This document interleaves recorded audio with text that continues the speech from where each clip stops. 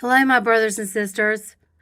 The Lord is really speaking to me, and He took me to Zechariah 14 this morning. And this is part of Him coming to the Mount of Olives when the mountains are going to split and the water's going to flow out of Mount Zion and out of the Mount of Olives. And it's going to go from east to west, forming a huge valley. And so in that day, there will be no light, cold, or frost. It will be a day known only to Adonai, neither day nor night. Even in the evening time, there will be light. Moreover, in that day, living waters will flow from Jerusalem, half toward the eastern sea and half toward the western sea, both in the summer and winter. Adonai will then be king over all the earth. And in that day, Adonai will be Echad, which means one, and his name Echad, which means one. The whole land from Geba to Ramah, south of Jerusalem, will become like the Arabah.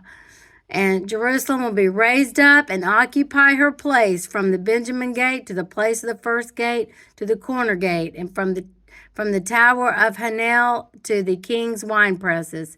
People will dwell in her, and no longer will there be a ban of destruction.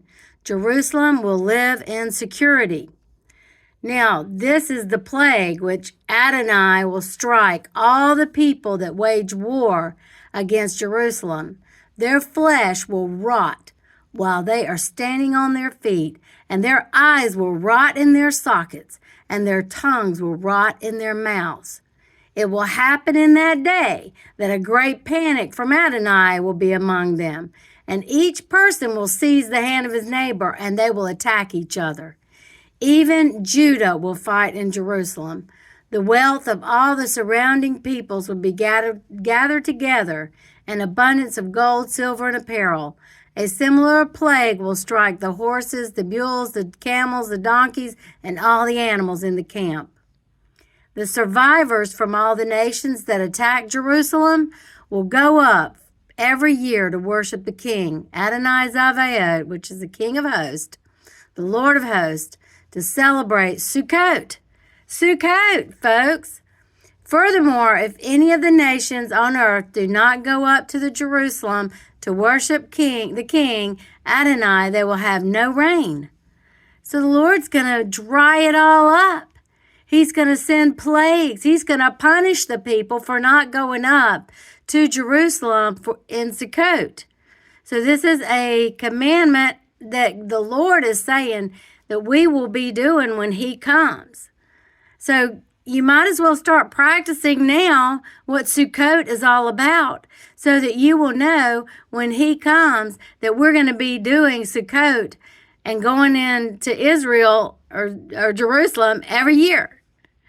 So, and then He said that in the day, holy to Adonai will be inscribed on the bells of the horses. That's it. The holy to Adonai will be inscribed on the bells of the horses, and the pots in the house of Adonai will be like the sacred bowls in front of the altar.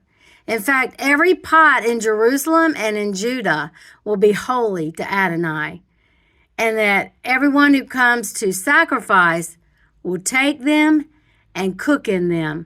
And in that day there will no longer be a Canaanite in the house of Adonai Zavaot.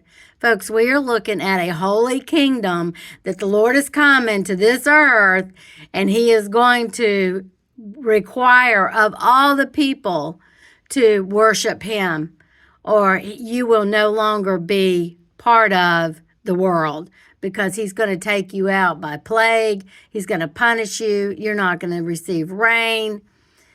This is going to be a holy earth, because this earth belongs to Him.